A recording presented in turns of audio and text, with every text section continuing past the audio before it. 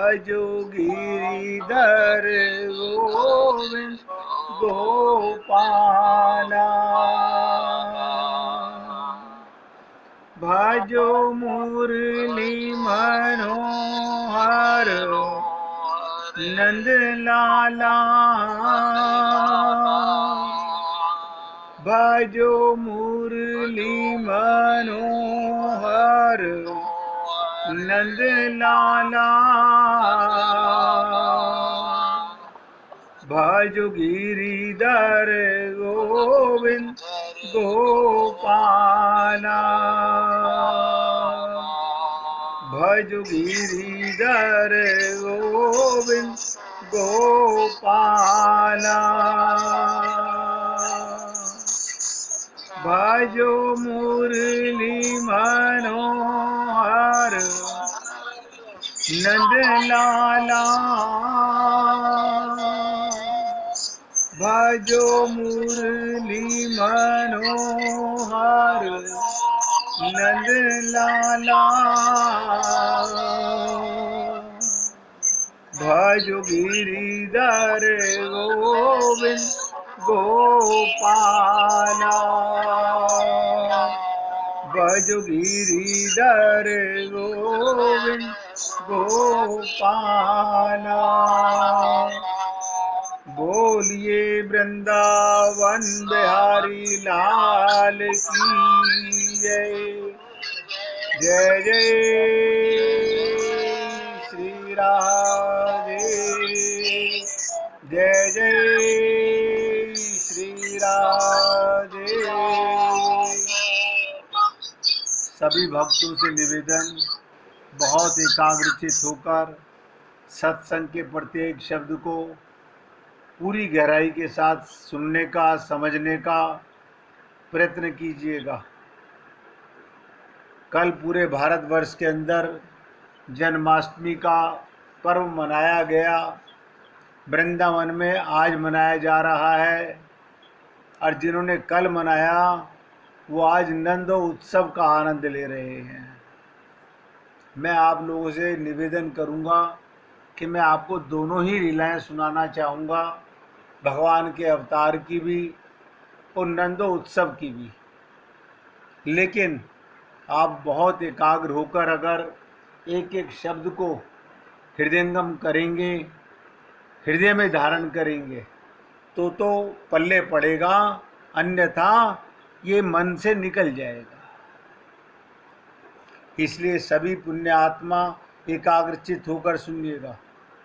देवताओं द्वारा माता देवकी के गर्भ की स्तुति करना।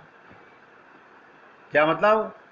जब जब धरती पर धर्म की हानि होती है, अधर्म की सत्ता प्रतिष्ठित होने लगती है, तब तब साधुओं की रक्षा के लिए, दुष्टों के समूल विनाश के लिए, धर्म को पुनर्स्थापित करने के लिए भगवान विविध रूपों में अवतरित होते हैं। क्योंकि द्वापर युग की लीला है। मथुरा में उग्रसेन नाम के राजा हुए। वो स्वयं अत्यंत न्यायप्रिय और प्रजावत्सल थे, किंतु उन्हीं का पुत्र कंस बड़ा ही क्रूर, निर्दयी और अत्याचारी निकला। उसके भय से धरती त्राही त्राही कर उठी। आप सोचिएगा, आप और हम लोग उस दशा को अनुभव भी नहीं कर सकते हैं। उसके भय से धरती पर त्राही त्राही करने लगे। कंस की सामान्य अन्य आतताइयों का बोझ धरती के लिए दुस्सहाय होता जा रहा था। तो गऊ का रूप धारण करके धरती मैया देवताओं के साथ भगवान की शरण में गई। दीन वत्सल भगवान ने धरती को दुष्टों के बोझ से मुक्त करने के लिए अवतार लेने का निर्णय किया। भगवान ने निर्णय किया 3 कामों के लिए। अब ध्यान से सुने। कंस को अपनी चचेरी बहन देवकी से स्नेह था। देवकी का विवाह वसुदेव से हुआ। कंस स्वयं देवकी के वसुदेव को रथ में बैठाकर पहुंचाने के लिए चला। रास्ते में ही वो था कि आकाशवाणी हुई। आकाशवाणी क्या हुई कि मूर्ख कंस, इस देवकी के गर्भ से उत्पन्न 8वां पुत्र तेरी मृत्यु का कारण बनेगा, तेरी मृत्यु का कारण बनेगा। ये सुनकर कंस देवकी को मारने के लिए जैसे ही आगे बढ़ा तो वसुदेव ने समझाया, तुम्हारा शत्रु देवकी नहीं है, उसके उत्पन्न हुए पुत्र तो होंगे ना, मैं इसके सभी पुत्र तुम्हें सौंप दूंगा। कंस मान गया, किंतु वसुदेव और देवकी को उसने वापस लाकर कारागार में डाल दिया। सबकी चर्चा डिटेल नहीं कर पाऊंगा। देवकी के 6 पुत्रों को वासुदेव कंस को सौंपते गए और आतताई कंस ने मार डाला। 7वें गर्भ के रूप में अनंत भगवान शेष जी, जिन्हें आप लोग बलराम जी के नाम से जानते हैं, उनका आना था। परमात्मा प्रभु की इच्छा से योग माया ने देवकी से उस गर्भ का संकर्षण करके निकालकर वसुदेव जी की दूसरी पत्नी रोहिणी के उदर में स्थापित कर दिया, जो कंस के ही भय से गोकुल में नंद जी के पास रहती थी। अब मूल चीज है 8वें गर्भ की। अब 8वें गर्भ की रूप में देवकी ने साक्षात परम पिता को धारण किया। देवता लोग अपने अपने लोकों से आकर गर्भवास कर रहे परमात्मा की स्तुति करने लगे। माता देवकी को इस 8वें गर्भ के जब प्रसव का समय जैसे जैसे समीप आ रहा था, वैसे वैसे उनकी शोभा बढ़ती जा रही थी। उनका तेज देख कंस को भी विश्वास हो गया, ये गर्भ निश्चय ही उसके काल का कारण बनेगा। उसने कारागार में पहरा पहले से ज़्यादा सख्त कर दिया।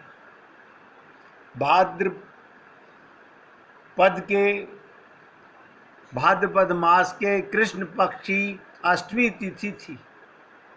बुधवार की रात्रि आधी रात बीत चुकी थी। पूर्व दिशा में चंद्रमा का उदय होने वाला था। सहसा कारागार की वो कोठरी जिसमें वसुदेव देवकी कैद थे, वो कोठरी प्रकाश से भर गई।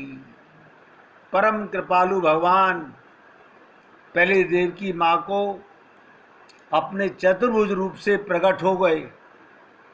भाव विभोर होकर वसुदेव जी और माता देवकी प्रभु की स्तुति करने लगे।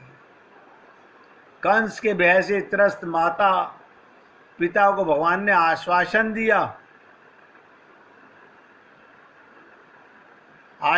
दिया और माता के कहने पर चतुर्भुज रूप धारण भगवान तुरंत शिशु लीला करने के लिए तैयार हो गए। वसुदेव जी से उन्होंने पहले ही कह दिया था, आप मुझे गोकुल में नंद जी के यहाँ पहुँचा देना और उनकी पत्नी यशोदा जी की नवजात पुत्री को यहाँ ले आए। अब एक एक शब्द पे ध्यान दीजिए। भगवान की योग माया के प्रभाव से, ये योग माया की ये बड़ी विचित्र चीज है जिसे आप और हम लोग समझ नहीं सकते। भगवान जितनी भी लीलाएं करते हैं अपनी योग माया की सहायता से ही करते हैं। तो भगवान की योग माया के प्रभाव से वसुदेव जी की हथकड़ी बेड़ियां खुल गईं।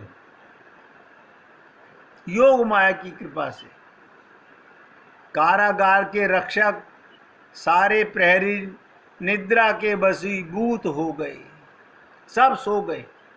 वसुदेव जी ने एक सूप में भगवान के उस शिशु रूप को रखा और उन्हें सर पर उठाकर गोकुल की ओर चल पड़े। यमुना जी ने प्रभु के चरणों का स्पर्श करने के लिए बहुत, जिसे कहते हैं बाढ़ आ जाना नदी के अंदर यमुना में, केवल भगवान के चरणों का स्पर्श करने के लिए यमुना जी ने, तो भगवान श्री कृष्ण ने बाल लीला यहीं से शुरू की। पहले माता को दर्शन दिया चतुर्भुज रूप में, माता की या पिता की प्रार्थना पर शिशु लीला स्टार्ट की। और जब वसुदेव जी लेकर चले और जब देखने लगे, भगवान श्री कृष्ण को पता था कि ये यमुना मेरे चरण स्पर्श करने के लिए इतनी मतवाली हो गई है कि मेरे पिता वसुदेव जी को डुबो देगी। तो भगवान श्री कृष्ण ने उस टोकरी में से अपना चरण यमुना में लटकाया और जैसे ही यमुना जी ने प्रभु चरणों का स्पर्श करा, तुरंत यमुना शांत हो गई और वसुदेव जी को रास्ता दिया। उस रात्रि को बहुत तेज बरसात थी, बहुत तेज बरसात थी। तो शेषनाग जी, बलराम जी अपने फणों का छाता फैलाए मूसलाधार वर्षा से भगवान श्री कृष्ण की शिशु की रक्षा करने लगे। ये सब योग माया का कमाल है। योग माया के प्रभाव से माता यशोदा भी अपने तत्काल उत्पन्न पुत्री से अनभिज्ञ गहरी निद्रा में सोई हुई थी। देखिएगा, इधर लेके वसुदेव जी गोकुल जा रहे हैं, उधर गोकुल के अंदर यशोदा मैया के भी एक पुत्री का जन्म हुआ, लेकिन यशोदा मैया को योग माया ने गहरी निद्रा में सुला दिया। शिशु रूप प्रभु को उसके समीप सुलाकर वसुदेव जी उनकी कन्या को लेकर वापस मथुरा कारागार में लौट आए। उनके कारागार में पहुंचते ही योग माया का प्रभाव समाप्त हो गया। यहाँ तक कि सारी लीला ये योग माया की लीला है। ये योग माया क्या है? भगवान की अंतरंग शक्ति है, पर्सनल पावर है। पुनः देवकी को, वसुदेव को हथकड़ियाँ लग गईं और कन्या रोने लगी।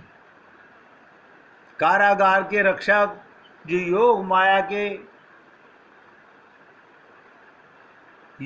की लीला से सब सो चुके थे, सब जग गए और उन्होंने कंस से देवकी के पुत्र होने का समाचार सुनाया। अब कारागार रक्षकों से देवकी के 8वें पुत्र उत्पन्न होने का समाचार सुनकर हड़बड़ाया हुआ कंस दौड़कर कारागार में पहुंचा। माता देवकी ने बिलख कर कहा, भैया ये तो लड़की पैदा हुई है। भगवान की लीला बड़ी विचित्र है। और कंस से क्या प्रार्थना कर रही हैं कि आप जैसा योद्धा का भला ये कन्या क्या बिगाड़ सकेगी, इसे तो मुझसे मत छीनो। किंतु आतताई कंस, पापी कंस भला क्यों मानता? उसने देवकी माँ की गोद से उस नन्ही कन्या को झपट लिया। वो उसे घुमाकर एक चट्टान पर पटकना ही चाहता था कि कन्या उसके हाथ से छूटकर आकाश में चली गई। भगवान की योग माया ही थी, ये योग माया ही का अवतार था। चतुर्भुज रूप से आकाश में प्रकट होकर के मैया ने क्या कहा, अरे दुष्ट, देखिए एक आकाशवाणी पहले हुई, एक आकाशवाणी योग माया ने आज द्वारा की, जिसे कंस मार नहीं सका। प्रयत्न किया वो योग माया थी। अब योग माया के सामने राक्षस की ताकत क्या काम करेगी। तो योग माया ने आकाशवाणी की, अरे दुष्ट, तुझे मारने वाला कहीं और उत्पन्न हो गया है, कहीं और उत्पन्न हो गया है।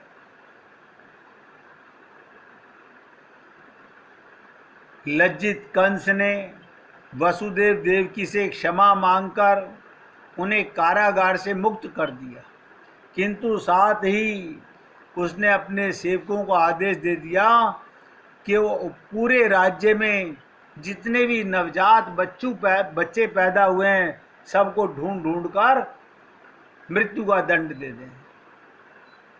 इधर गोकुल में नंद बाबा के यहाँ शिशु रूप भगवान की लीला प्रारंभ करने के लिए, क्योंकि रात्रि के अर्धरात्रि में 12 बजे तो भगवान का अवतार हुआ, उसके बाद यमुना के माध्यम से जब वसुदेव जी लेके पहुँचे तो गोकुल वासियों को सुबह पता चला,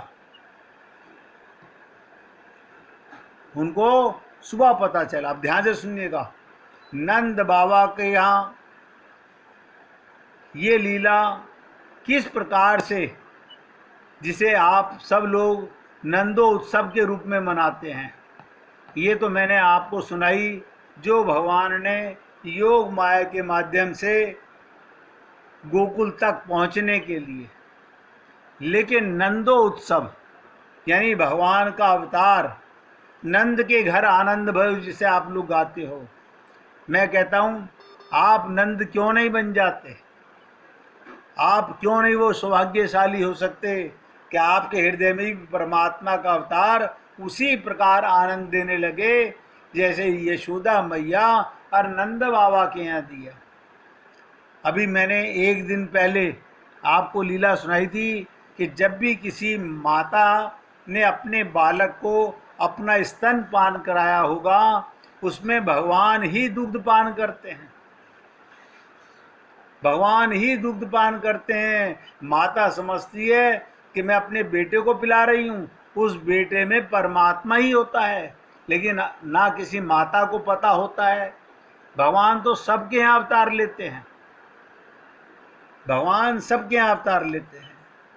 अब देखिएगा नंद बाबा के यहाँ आनंद कैसे बरसे, क्या हुआ ऐसा। अरे आप सबसे निवेदन करूँगा, जिस किसी को भी आज नंदो उत्सव के ऊपर भजन सुनाना हो तो भजन निकाल के रखिएगा, आप सबको मौका मिलेगा जो भजन सुनाना चाहे। भगवान श्री कृष्ण के जन्म के बाद कंस के सभी सैनिकों को मैंने बताया नींद आ गई, वसुदेव की बेड़ियाँ खुल गईं, वसुदेव जी कृष्ण को गोकुल में नंद राय के यहाँ छोड़ आए, यशोदा मैया की बगल में सुलाए आए और कन्या को मथुरा लौट ले आए। अब इधर यशोदा मैया के यहाँ चलते हैं गोकुल में कि वहाँ लीला कैसे स्टार्ट होती है। इधर सबसे पहले नंद बाबा की बहन सुनंदा, बुआ भगवान श्री कृष्ण की, को पता चला और जाकर देखा कि यशोदा भाभी की बगल में तो एक सुंदर सांवरा सा लाला खेल रहा है और सुनंदा बुआ तो खुशी के मारे उछल पड़ी और दौड़ी दौड़ी नंद बाबा भैया के पास जाकर बोली, नंद राय जी आपके घर लाला का जन्म हुआ है। सबसे पहले ये भगवान के आगमन का किसको मालूम पड़ा? सुनंदा बुआ को मालूम पड़ा। फिर तो नंद बाबा की खुशी का ठिकाना न रहा और दौड़े दौड़े बाबा यमुना स्नान करने गए, यमुना स्नान करने गए। यमुना स्नान कर बाबा ने नए नए वस्त्र, बगलबंदी, धोती पहन, दुपट्टा कंधे पर डार चंदा नेत्र लगाकर, और देखो जैसे कहावत है कि गांव के लोग मूछों में ताव दे करके, सिर में पगड़ी बांधकर एक ग्वाल से बोले, लइयो छोरो दर्पण, अब बता मैं कैसा लग रहा हूँ। ये क्या कारण था?